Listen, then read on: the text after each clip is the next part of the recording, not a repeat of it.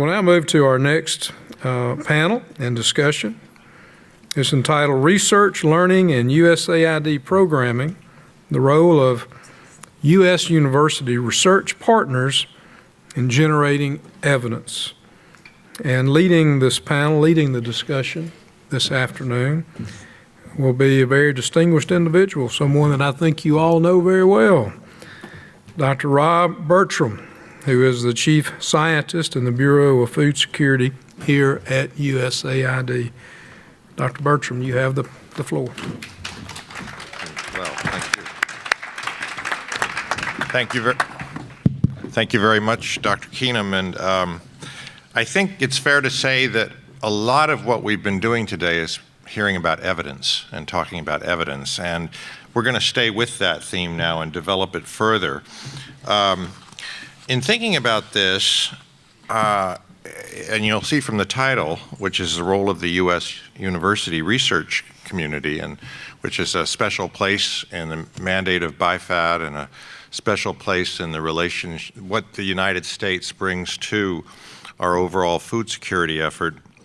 I think I want to start by just reminding us that I think our U.S. university community has actually applied these kinds of analysis in the domestic context as well. There was a great transformation that took place a few decades ago in terms of what employment in the agriculture and food sector looked like here in our own country.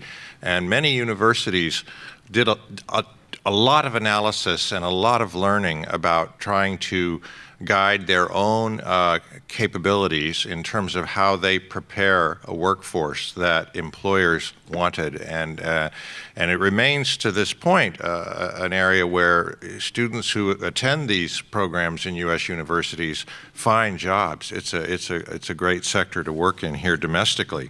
So they start with I think some good experience to draw on in an admittedly different context. Second thing is, everything we do with our university partners has in its core a capacity building element.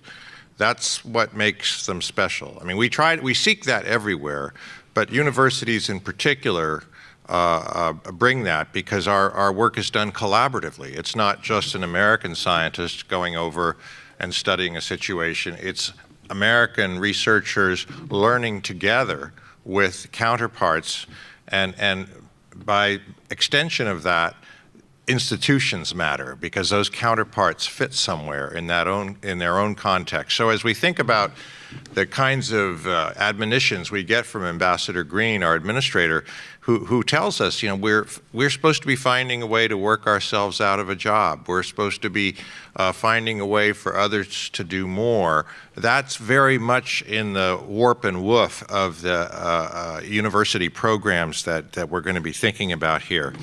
So we're very fortunate to be able to welcome Dr. Florence Condoleezza from the World Bank as our main speaker. Florence is actually going to talk about impact assessment. I have your title here, Florence. It says real-time, maybe it's not up there yet, real-time use of impact evaluation to enhance development impact. So there's the issue of evidence we've been talking about all day, and Florence is going to take us a step further towards actual impact assessment. And both of those things need to inform what we do going forward. She has a PhD in economics from the University of London. She was at the Earth Institute at Columbia University as a postdoc, and she leads the bank's impact evaluation work in agricultural adaptation. So she's right in the heart of our field, and that work she does in collaboration with the academic community, but also other donor and development institutions, governments, NGOs, and other kinds of partners. So we're really very fortunate to have you here. Florence, over to you. Thank you, Rob. I guess I'll do a Louise. I'll stand. Cool. This is working. And there's a clicker. Thank you so much for having me. This is really exciting. Louise and Dr. Fox said that I should try to be very exciting today, so I'm going to try that. And so I'm going to talk about a lot of things, starting with this. None of this is published. None of this is in papers or anything like that. It's all new stuff, fresh off the plate. So, don't look for papers. These are not printed yet. So why would we bother with impact evaluation? What's in it for us as a community, right? I think a lot of people I spoke to today were like, but research is so expensive. It takes so long. What are the returns to doing all this work? There's so much data out there. Why are we doing this? I just want to give you an example from Ghana. So in Ghana, the government has a payment for environmental system that they're trying to, get adopted by farmers in rural communities. And it's really hard to grow trees. I mean, growing a tree takes a lot of effort for a farmer. They have to constantly water the tree. There might not be a good water source nearby. Very few of these farmers have access to irrigation. So there is a cost. So what they do to encourage tree planting in Ghana is to pay farmers for every tree planted, right? And that's the payment. The question is, how much do we pay a farmer to plant a tree? And that's not trivial. I don't really know how they value their labor. I don't know what the shadow price of their labor is. It's really hard to establish that in rural communities. And so it's really hard for us to infer what is the reservation price for a farmer to start planting a tree. And so some colleagues in my group just tried to map out a demand curve for tree planting. They did what we call a uniform price auction. We don't have to go into the details of what that means. But what that means is that they know for each price point, as displayed here on the x-axis, they kind of know how much demand they get from communities, right? And so the program at this point in time had decided that, the right price is here. It's about like 380 of the local currency, and this is how we get 94% of demand. All farmers basically are planting trees. Is this optimal, right? That's really a big question. And so the program wanted to reach out to more people, and you see between this price point here and this price point, you really only increase demand by 15 percentage points. So is this worth doing? In other terms, what the impact evaluation allowed the government to do is to reduce the price to 200, so for 380 to 200, make all these savings, realize all these savings, and basically multiply the number of farmers that get the program by 2. Okay, so multiply the number of trees planted by 2. Okay, this is kind of what impact evaluation can do for you, for the programs, right? It's not just, we want to learn about behavior of farmers. Of course we do. We want to learn about behavior of farmers academically. It's really super interesting to understand what are the constraints to growth, what are the opportunity. But it's not just that. I think the programming impact of this type of work is not just publication. It's also doubling the impact of the investment people are putting in on the ground, right? So what is evaluation? So again, evaluation is only as good as the product you demand from evaluation providers. And so traditional evaluation tends to be retrospective, external, it's independent. It tends to be a lot of effort, but very late in the game. So by the time a program has closed, I may be able to tell you what the impact of that program was. And that's not really motivating for people who build programs, because what they really want to have is something that's more of a roadmap, right? Something that's operational, that's problem-driven, that has some iteration to it. So I'm learning over time. I can, make course correction. And what this does when you run an impact evaluation that way is that people on the ground get to own the program. They get to own the impact evaluation. You're asking them, what is the problem with planting trees? What do you think we should do? Is this the right price? Well, I'm really not sure about the price. Okay, so now I'm going to tell you an answer. I'm going to give you an answer to a problem you have. I'm not going to come up with an answer to something you haven't even thought about. What's that for ownership?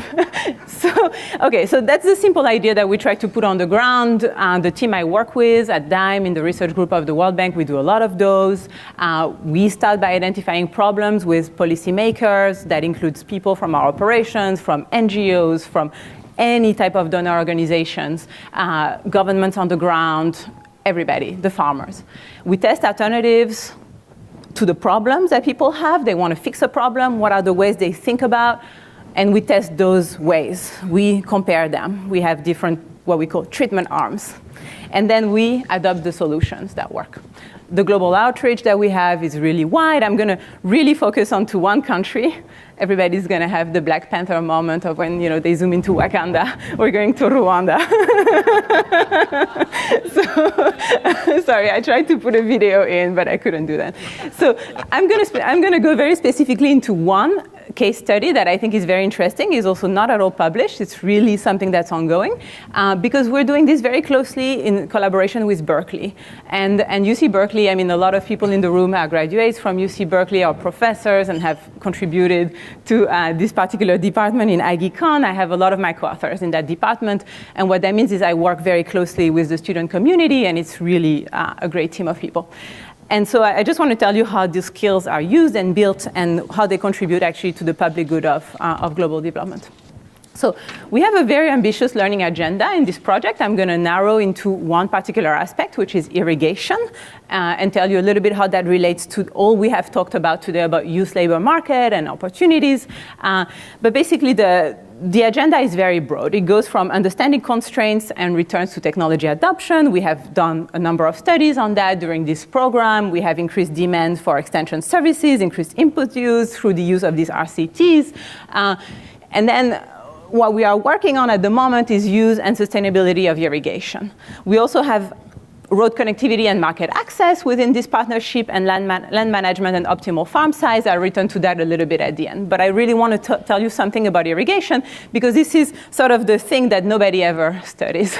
So what is the impact of irrigation? How do I measure this? In the case of this Rwanda project, what we have is a gravity-led scheme, which means we have terraces bench that are just below this irrigation canal that are going to receive irrigation, and terraces benches that are not receiving irrigation that are just above. And what this creates in econometrics, we're very excited, it's a discontinuity between plots that are going to receive irrigation and plots that are not going to get it ever.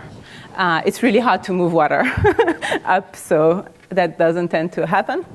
So those plots are basically a very good counterfactual, provide a very good counterfactual to what would have happened to those plots below the discontinuity had they not received irrigation, right?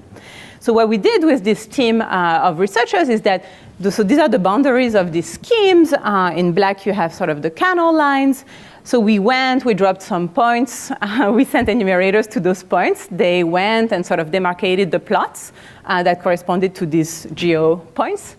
And then we narrowed it down to plots that are very similar, that are really just across the discontinuity from each other.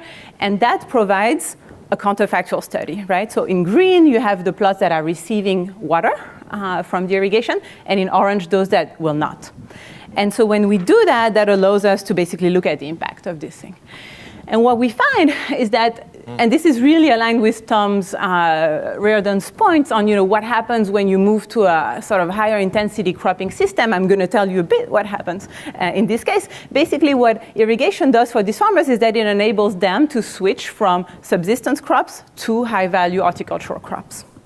And what we see, what is, I think, very interesting and is a huge room for opportunity, is that the switch only happens for farmers whom at baseline were already somewhat commercialized, particularly those who cultivated bananas at baseline. And so it's sort of a displacement from bananas to horticulture, and we're going to talk about that a little bit more. But still, it's a big switch from something that's very low value, bananas, to something that's very high values, horticulture.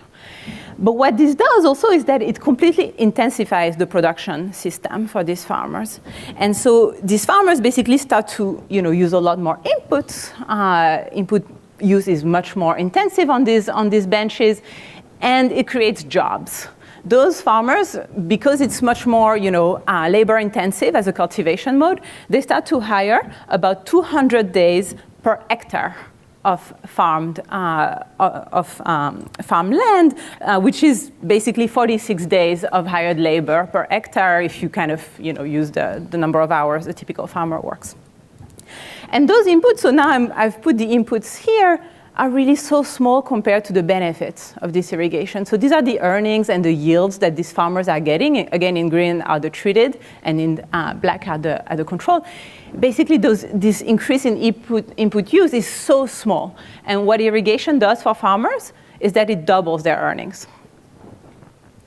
So then the question is, going back a few slides, is, well, This is not so great, though, because not everybody is adopting this irrigation. Within this scheme, we only find that 30% of farmers, 35% of farmers are actually using irrigation. So that means we have 65% of farmers that could, so 65% of plots that could really start being irrigated. So what do we do? And this is where impact evaluation can be really useful, right? Is we have a problem, we're trying to solve it, we have some solutions in our heads, can we test them out? So the government said to us, okay, I think, the problem may be that these inputs are really expensive. Farmers that are subsistence farmers may not have money to buy those inputs, so why don't we provide input subsidies in the form of mini kits to at least get them to try out the new technology, You reduce the price to zero, you get people to experiment with it, they learn something in the process, and maybe the following season they will be doing things differently. So we did that. And we run a randomized control trials, meaning that we assigned those mini kits to a group of treatment, a treated group, and there was a control group that was not supposed to get the mini kits. However, you always have the clever farmers in the control group that manage to get a few mini kits. But that's fine, that's fine. You can still compare the two groups, and it still gives you a causal estimate of what the impact of mini kits is. What happened is that actually the mini kits had zero impact.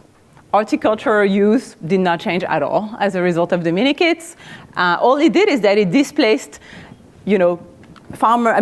investment in seeds away from the private market into just using project seeds. So complete displacement, no impact. So why do we run our cities? Because if I hadn't run an R cities, so say that I was in this world of I'm going to give mini kits to everybody, not everybody is going to use them, so then I'm going to be able to compare those who use them to those who did not use them without a randomization, right? I just do this. Well, I would have concluded that mini kits had 151% effect on adoption of horticulture if I had not randomized this intervention. If I had just compared people using and not using, this is what I would have concluded, which is obviously extremely wrong, but this is the kind of conclusion we draw when we don't have counterfactuals, right? And so we would have scaled up, this completely useless subsidy would have been scaled up, and money badly spent. So then we can do a lot of other things with RCDs. In this particular context, we're studying sustainability of the infrastructure. Can we empower people within the community to take care of the infrastructure to reduce the cost? This is running. I'll let you know how that goes in a few years. What's interesting in this context, and I think this relates well to this theme of youth employment, is that of this large impact of irrigation, 20% of this very big impact is due to land markets operating well. So what that means is that some farmers are not using irrigation. Some other farmers who don't have a plot within the irrigated land are really interested in irrigation, and they're able to transact across. So there's a lot of rentals that are happening, and that accounts for about 20% of our effect. So that's very large. What that means is that, that's probably a place to keep on pushing the agenda. And I'll say a little bit more at the very end on this. I don't know how much time I have left. Okay? Maybe a few more minutes. Yeah, okay, yeah, I'll finish quickly. So I think what's important for this community of practice to really thrive and really, do something useful for the world is not just produce very good results. I think that's very important for programming, and that's really essential, and I think universities have a lot to contribute. I mean, we certainly feel very happy to have universities here that are investing in those skills and be able to work with those guys. But I think it's also important to think about capacity building outside. And so what we've been doing under this partnership, for example, in Rwanda, is we're running a summer course this summer with my Berkeley colleagues. There's a hashtag, you can get online and check it out. It's fun. It's going to be great. We're enrolling 50 students from University of Rwanda, which is a national university. We're going to run it at the Butare campus, which is Huye now. We're super excited about this. We're also doing a lot of capacity building of government staff. This is sort of an ongoing process. We have a person who sits in the Ministry of Agriculture part-time, runs trainings, does a lot of sort of coaching, is the thing that we talk about when we talk about ongoing capacity building. So bringing this back, I mean, I think this contributes hugely to, the capacity of people to do research in the countries in which we work. I think we should think of doing more of that as researchers, as donors, encouraging more of this to happen. And how do I think about impact evaluation? To go back to our agenda, how do I think about, just more broadly than going beyond Rwanda, how do I think this, impact evaluation work can contribute to the youth research agenda? I think there's a lot of nested constraints. This came up in the previous session. There's a lot of nested constraints. Some are norm-based. Some are, more economic constraints. And those things really, RCTs are great at, unbundling these constraints and thinking about them together and in isolation of each other. And I think that's really, really powerful. And that can really build a lot of value in the programming. I think most RCTs are going to pay for themselves in the longer run. I think a lot of this investment actually pays for itself. And we have numbers to show it, but it's sometimes you have some hits, sometimes you have some misses. But even when you think about scaling back programs that are not working, the value of that is huge, right? It's not just positive results that we're looking for. I think what we can do more of in agricultural RCTs and sort of IEs in general is more of measuring those employment spillovers when we have large investments in roads, in irrigation. I don't think we do enough of that. I think exactly as Sarah mentioned in the previous session, trying to think about sampling frames that allow for measuring those spillovers is really important. Otherwise, we're kind of missing part of the impact of these programs, right? And being able to look at displacement, but sometimes it's just creation of new opportunity, and we're not able to really see the end game because we're not sampling those farmers who don't have land, for example. So I think that's quite important to put on the agenda. I think land markets are absolutely going to be part of the solution. I'm really invested in thinking about land markets as as a big part of the institutional problematic. Gender there is a key dimension, because I think even when land rights are codified, you basically after 15 years after a land reform, typically land rights, formal land rights are not established anymore. There's a lot of informality in the subdivision of parcels, et cetera, that happens that mean that actually your land reform is not really in application anymore in a lot of contexts. So I think this is really important to think about. This is something that I'm really passionate about. Then I think, we always go to the National Institute of Statistics for data. How about we start going to the Revenue Authority for data? I think this is really important. I think it's something we're starting to do more of, because in a lot of relatively data-rich places, this Revenue Authority data can really tell us a lot about, networks of firms and individuals, how people transact in the economic space. You can map out value chains and job creation across space. I think that's really, really interesting, and I think overlaying this with large investment programs such as corridors and feeder roads is really interesting.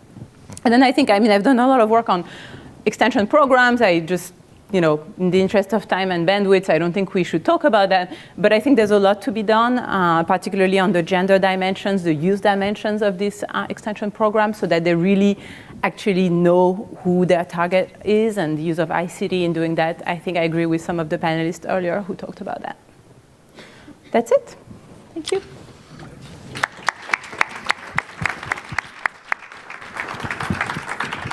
So thank you very much, Dr. Condoleezza. And I think it's important to note at the end, you flagged some things that I think one could think about in terms of what was enabling this. What were the things that mattered, whether it was around gender, land rights, or other things. But let's first turn to our BIFAD colleagues, members, to see if they would like to make any questions or comments for Florence.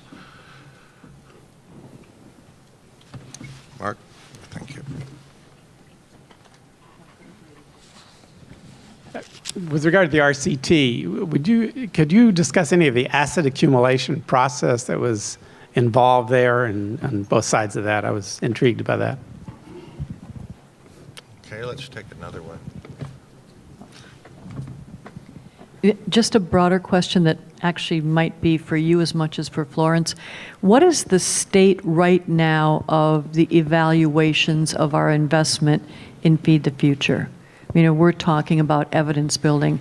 What are we really driving at with the new strategy and upping our game around evaluation and evidence and data? Okay, let me turn to Florence. Yeah, could you just be a bit more specific? Sorry, maybe I didn't really. The asset accumulation. Mark. Sorry.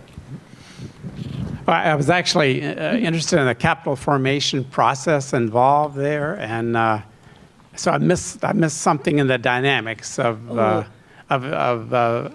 finding no effect there that you found. Okay. I see. So, Sorry, and I was trying to also infer from it some longer-term impacts, and you were dealing with something very tangible in terms of asset accumulation or capital formation. So right. No, I think that's a great question. So I think we're very surprised by these null results because you would imagine that you give some free input to somebody, and that would be, really valuable and used, right? So the fact that it wasn't really points to the idea that for those farmers in these areas, which, were heavily invested by project interventions. I mean, typically these projects don't come alone. It's not just like you give, an irrigation canal, but you do a lot of facilitation of other aspects of the production process.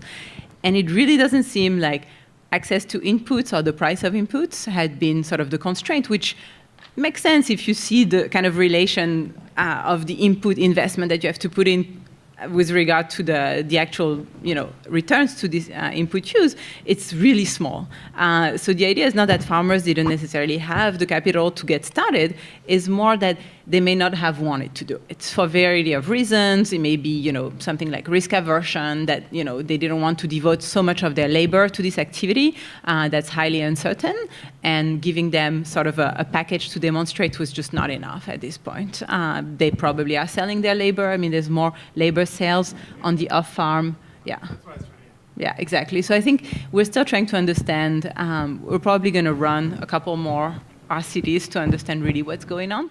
But it really seems that there is something, and I think this was talked about in terms of soft skills and sort of non-cognitive skills as well as cognitive skills.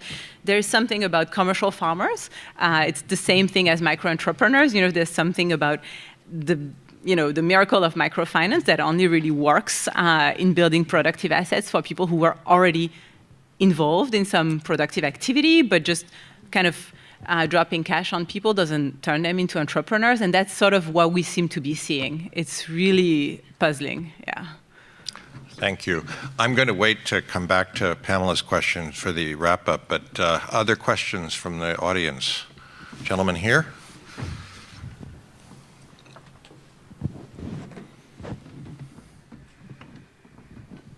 Thank you. My name is Abdoulaye Mbeng. I'm originally from Senegal, which I visit regularly. And I went to a small village in Mboro, Jogo, and I saw a lot of construction. Usually it's from people from the diaspora. Mm-hmm. But this time there was a farmer that was building all those houses. And they have equipment. And when I heard about this silent revolution, I know that something is happening. Mm-hmm. And have you conducted any impact on some of those countries? Any other questions? This is, I think, last chance because we need to wrap up. Okay, Florence, for you. So the question on Senegal, I actually work a little bit in Senegal. I worked on the justice sector in Senegal, so it has nothing to do with this. But I work on civil and commercial justice in the Court of Dakar, and I'm starting to work a little bit on the tax administration in Senegal. There's a lot of interest in thinking about property rights for the rural sector. So I'm in touch with, the DGID on that idea of piloting some land codification of land rights program. And so I do think that there's a lot happening in Senegal. I can tell. Driving from the new airport a month ago, I could tell Senegal's developing. It's great. Is it a quick comment or? Okay, one more. Sorry, Mark. You're getting your exercise in. Thank you so much for your presentation. I saw you with the university in Rwanda, what you are doing in Rwanda. How would you duplicate that or make other African countries do what you are doing in Rwanda from other universities in vocation or, summer camp or whatever it is, so that they can learn from what you are doing in Rwanda, because you're going to take time to go in 54 countries. So what would you do to make that happen in all the 54 countries in Africa? Thank you. Okay. Great. Yeah, I think this is really speaks to, the investment that the European Union put into this program. It's really, they have a support budget to the Ministry of Agriculture, and they decided under this support budget to really have this sort of research function. And for them, and for the government, it was really important, and it was really a government request with a donor request that we build capacity. And so we started to think about it at, different levels of capacity building and what it means, who are the actors that we want to get engaged with. And this is how we put that basically in our results framework under this EU partnership.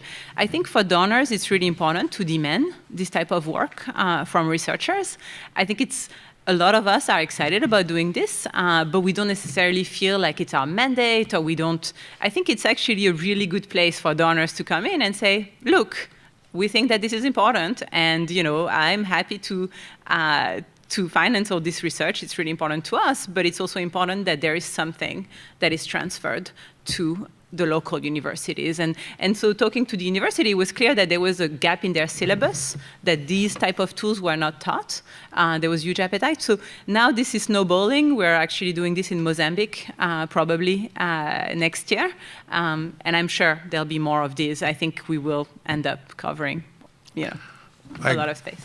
Thank you, Florence. And I agree with that. I would just add that I think there's an opportunity here for engagement from our academic partners, the research community that we work with, to be abreast of the best practices, what's happening, the exchange of ideas that takes place among researchers, both in our partner countries, but also between, for example, programs from US universities, European universities, World Bank, and others. So that's another opportunity for informing ultimately decisions around investments and scaling, if you would. So just to wrap up very quickly, Pamela, your question is a really important one. It's sort of fundamental for Feed the Future. Ever since it was started, it was they took a leaf out of the PEPFAR playbook in terms of trying to have a very clear vision of what was going to be delivered. That's continued to evolve. We have a very substantial monitoring, evaluation, and learning agenda, and a substantial chunk of resources goes into that. So we continue to try to advance that. I think one of the things that has set us apart, and it doesn't necessarily speak to project level investments, is the issue of trying to monitor and understand population level outcomes so that we can talk about benefits at scale across a whole region in which we're working. There's always going to be plausibility issues that arise because we're far from being the only player, and our partners, even though we'd like to think we're country-led, there are other investments in that space. But it's something that we could come back to you on with some additional information in terms of updating how that's changing going forward under the Global Food Security Act. But it remains a very high priority, ultimately, to demonstrate to Congress and the American people that this is a good investment that's paying off. So I just want to very quickly add a couple of things. You said a lot of interesting key words, Florence. You talked about farmers who were already commercialized. We heard shift from lower value to higher value crops. That took me back to Tricia Williams' talk today, where we saw people growing mixes of things, but not necessarily making money. So here, maybe irrigation was the key that changed the level of inputs that were knowledge, effort, and otherwise, and reduced risk around that. So that was very interesting to see, because I think for many of the reasons that Dave Shirley laid out earlier today, we want to explore these opportunities to link smallholder rural producers to growing demand from cities and towns, including secondary towns, for diverse, nutritious, and often higher value foods. The employment spillovers, that was another really interesting point. The one thing that we didn't talk as much about in this session that I know Louise is thinking about this, and I want to leave the community with this idea too, is what are the skills? What kind of skills are enabling this specifically? There were embedded ones in what you said, Florence, the land ownership issues, being able to negotiate the input decision making. There's a lot of things going on there, but I think as we try to go forward as a learning agenda, particularly with our US university partners, the more that we can understand those skill dimensions, the more we can seek to incorporate that learning into our programming. So thank you all, everyone. Thanks again, Florence. Let's join in thanking her again.